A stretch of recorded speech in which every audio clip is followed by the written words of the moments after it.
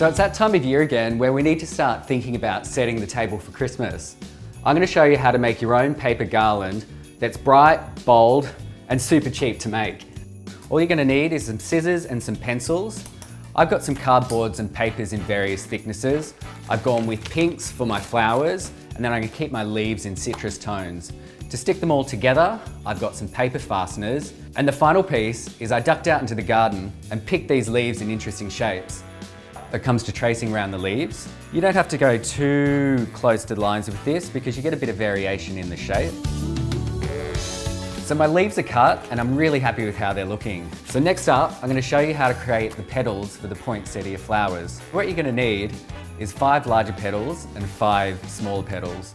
So start by tracing the large leaf all the way down to the bottom of the page, and then pull the leaf halfway down the page and create a smaller trace.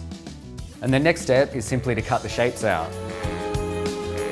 I picked up these gold paper fasteners, and it's simply a matter of picking your smaller petals first and pushing each of the petals onto the paper fastener, and then you can fan out the leaves to create the shape.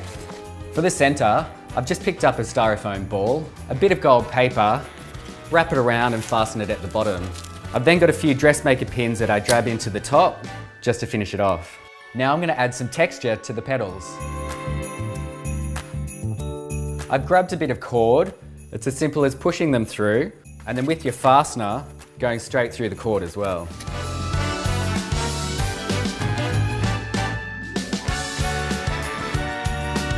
So there you have it. The key is to have fun with it. It's super simple and the perfect tropical Christmas.